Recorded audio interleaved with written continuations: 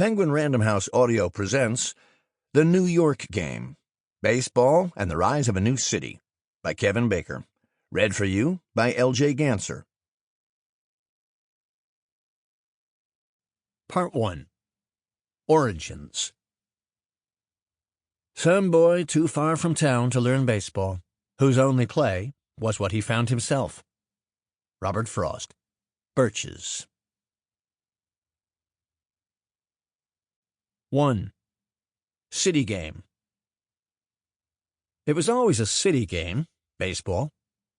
For all the efforts to slap a pastoral gloss on the sport, for all the attempts to make it about little boys playing in a cow pasture, only someone unfamiliar with the isolation of American farm life could truly believe that baseball came of age in the country. One of the countless names of the game gives it away. It was called town ball, because it was played on those days when everybody came into town for church or market, because town was the only place where enough men or boys could be assembled for a full 9.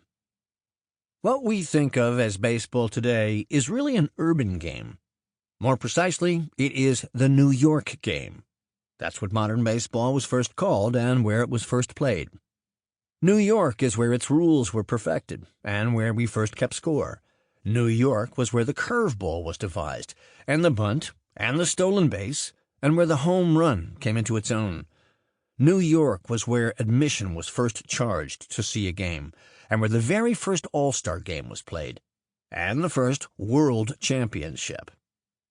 It was in New York, too, where the game's color line was finally broken, and where the reserve clause was made law, and where a players' league was conceived and died, and where the first modern free agent was signed. It was here that the sports, or any sports, first true superstar emerged, and where the first true baseball stadiums were built, where sports writing came into its own, where the first great radio broadcasters plied their trade, and where the first game was televised. It was in New York that the only perfect game in World Series history was pitched, where an expansion team won a World Series for the first time, where 14 World Series were played exclusively within the city limits, 15 if you count the 19th century, and where the World Series was fixed by gamblers.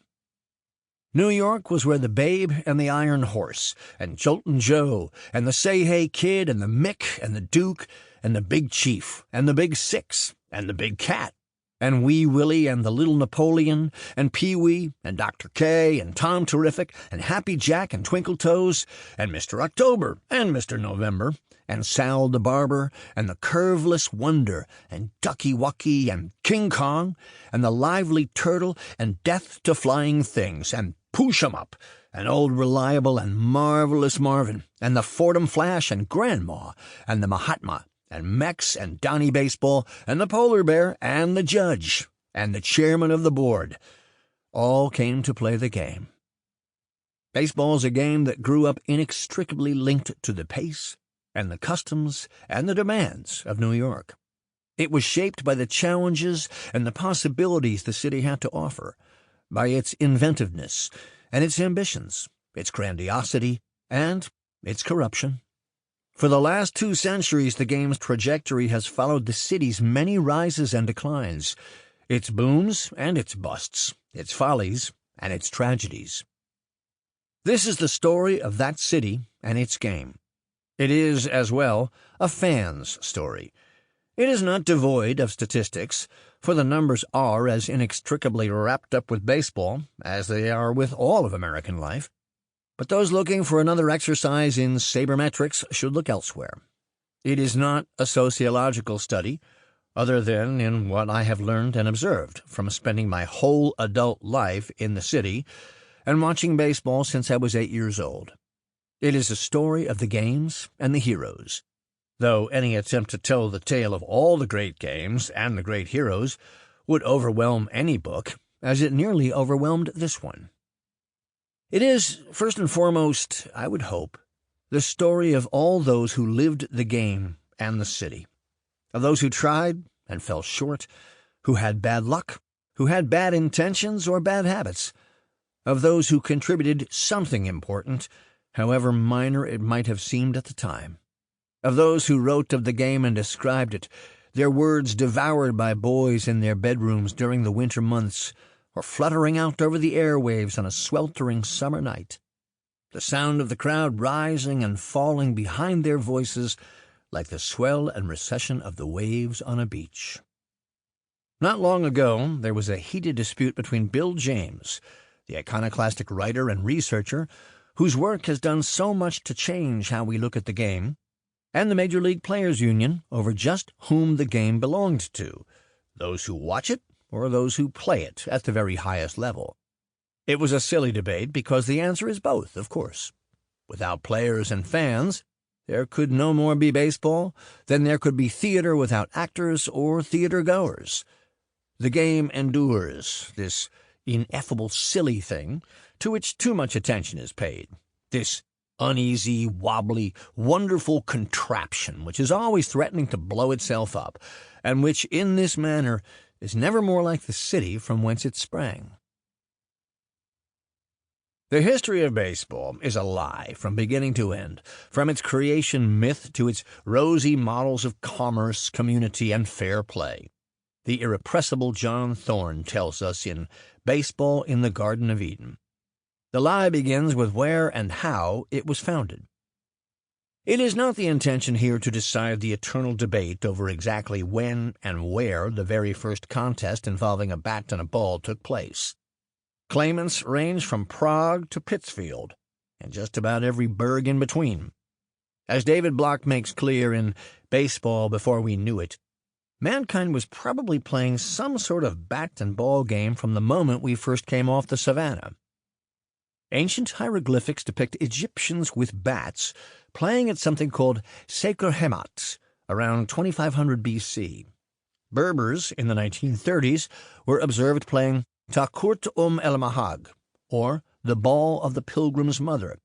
A game one historian theorized was brought to North Africa in the 5th century A.D. by the Vandals, who were credited in turn with inventing the ancient northern European game of long ball. Medieval Normans played Grand Tech, while their French cousins played La Balle Empoisonnée. The Germans had Schlagball, and the Finns played Pesapallo. Countless other bat and ball games evolved under any number of different rules and different names in England. There was hand in and hand out, and wicket and cricket, and the notorious rounders. There was prisoner's base, or just base. There was tip cat and one old cat. There was feeder and squares and northern spell. There was stool ball and stob ball or stow ball and trap ball and tut ball. And there was goal ball, barn ball, sting ball, soak ball, stick ball, and burn ball, and round ball and town ball, and finally, baseball, or base-ball, or base ball, 2 words. The whole welter of English and continental games followed the colonists over to America. Hired Polish laborers were playing long ball in the Jamestown settlement by 1609. On Christmas Day, 1621, Governor William Bradford of Plymouth Colony was enraged to find some of his fellow pilgrims frolicking in ye street at play openly, some at pitching ye bar, some at stool ball and such like sport. At Valley Forge, George Washington was recorded as having taken part in a game of wicket, while Lewis and Clark tried to teach a form of base to the Nez Perce. And small boys wrote later of watching a grown Abe Lincoln join in their games of town ball. How long were his strides, and how his coattails stuck out behind, and how we tried to hit him with the ball as he ran the bases. He entered into the spirit of play as completely as any of us, and we invariably hailed his coming with delight. The one thing that is clear is that Abner Doubleday had nothing to do with it. This was widely acknowledged even at the time the myth was first propagated, by the Special Baseball Commission, handpicked by Albert Spaulding in 1905. Spaulding, one of the game's earliest stars turned team owner and sporting goods magnate, was eager to refute the thesis of his friend Henry Chadwick that baseball had evolved from the English girls' game of rounders. Certain that such antecedents would not serve for the pastime of a Sample complete. Ready to continue?